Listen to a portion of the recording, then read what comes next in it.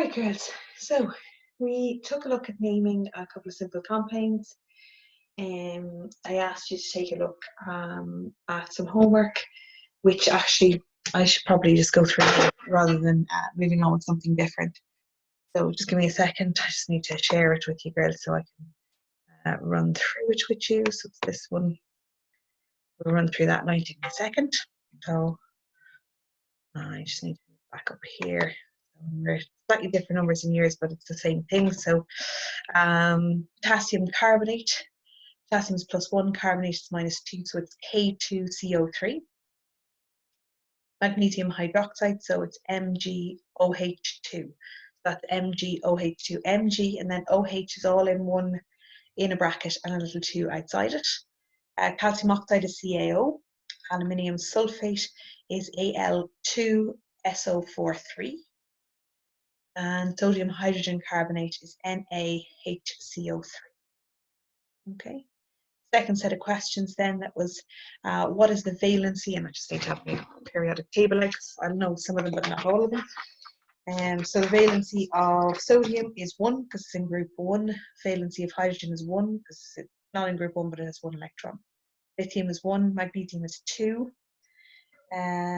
Sulfur is 2 because it has to gain 2 electrons, so there's a valency of 2. Iodine has a valency of 1, it's in group 7. Bromine is 1. Oxygen is 2. Boron is in group 3, so it has a valency of 3. Silicon is in group 4, so it has a valency of 4. They're the ones where they find it a little bit harder to decide. And arsenic then is 1, 2, 3, 5, so it's a valency of 3. There's 5 electrons in a shell, it needs 3 more. Okay.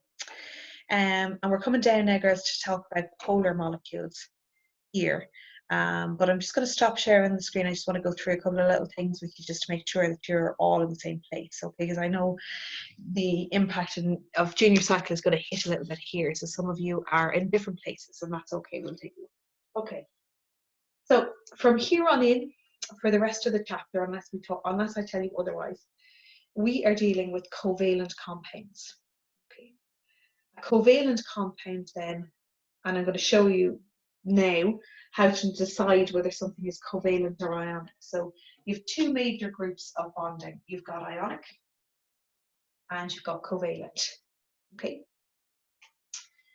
Covalent is where you're sharing electrons. So where nobody gives something and takes something, you're sharing something. So it would be like, I would imagine a lot of you are in this boat at the moment, okay? So you're sharing IT to be able to access classes, etc. Especially if you've got brothers and sisters. You probably got 1 laptop, maybe 2 if you're extremely lucky. And you might be sharing that among 3 people, your mom, your dad, yourself, and a couple others. And it's crazy, it's impossible to share, barely, okay? And that's what we're talking about in the next session. The understanding of what sharing is and let's understand and make sure we understand sharing. Ionic is where you're not sharing, you're giving and you're taking. That's where you're giving an electron away or you're taking an electron in. You're taking an electron in or you're giving an electron in. That's more clear cut. So if I give you a fiver, then you have the fiver. And I tell you, go, there's the fiver. Yeah. You know, you don't owe me back.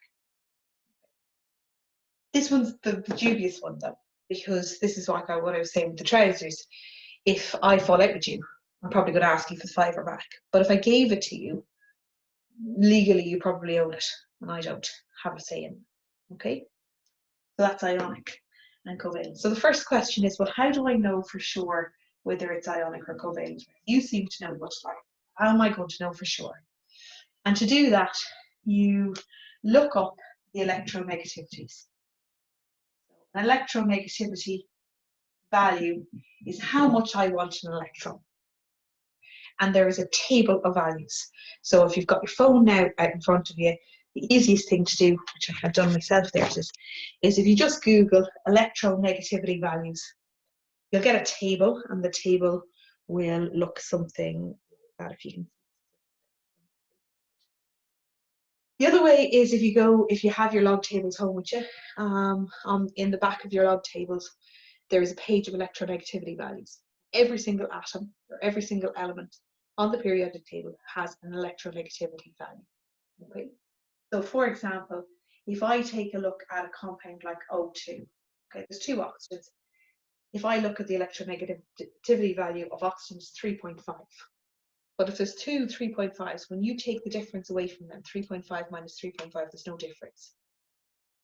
Okay, so if there's no difference, what I'm saying is it's covalent, first of all, and it's perfectly even shared. Okay, so that is the dream. That's the dream.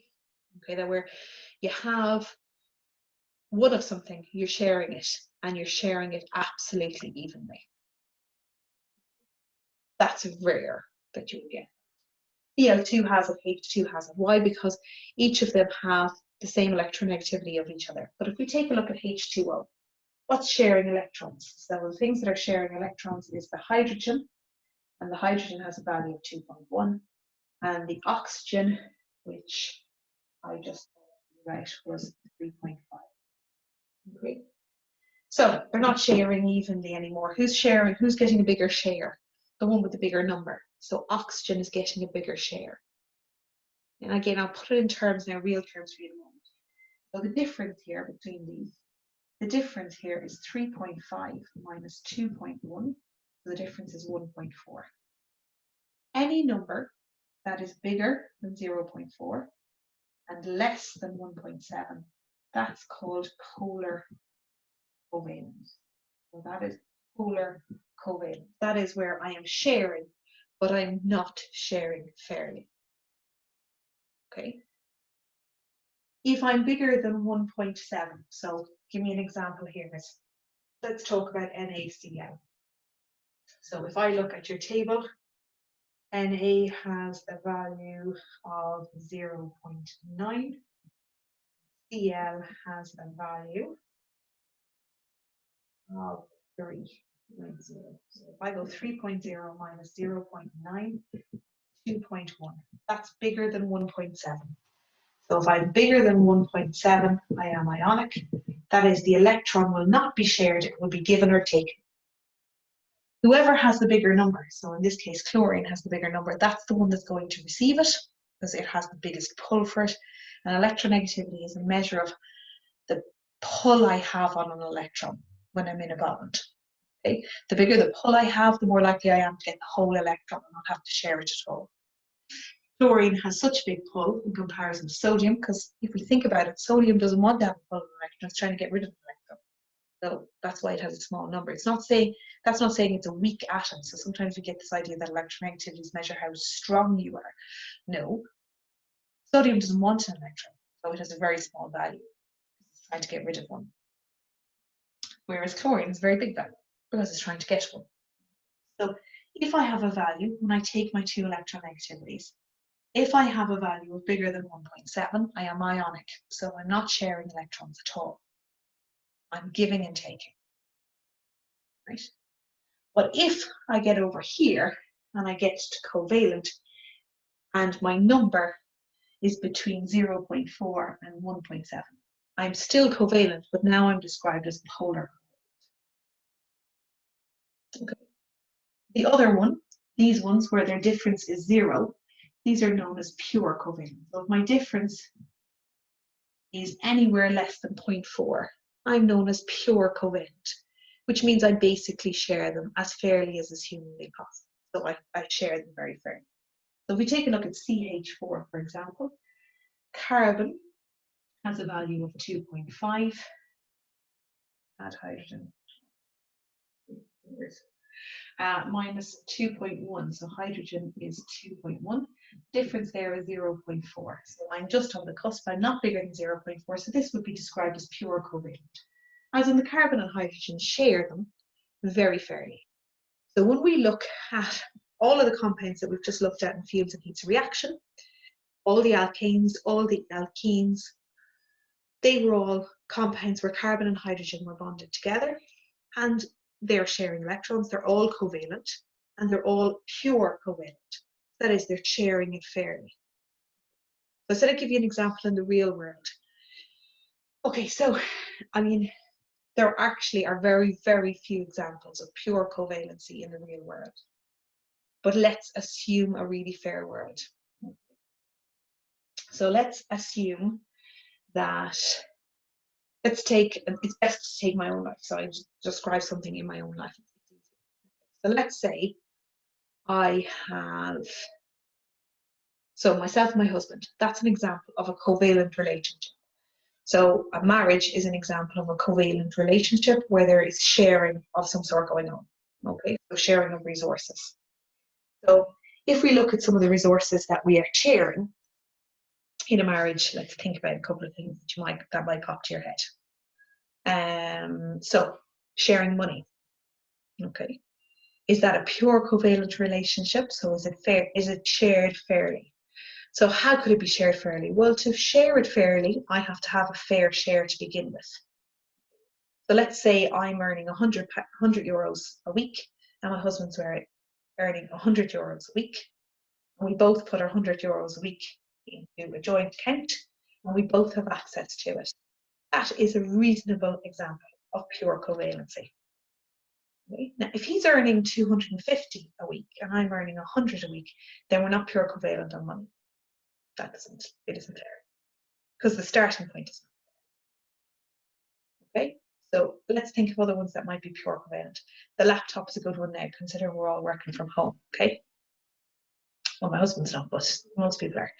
So let's say you have one laptop in a household and you have a husband and wife, both of them working, both of them needing the laptop. And there are 12 hours in the working day, we'd say. So we'd say 9 a.m. to 9 p.m. I should get 6 and he should get 6. This is one laptop, if it's pure covalent. Okay. So once you think about it now, is it pure covalent in terms of that sharing? Probably not. Okay. Pure covalent means you're sharing absolutely equally, and that is very rare.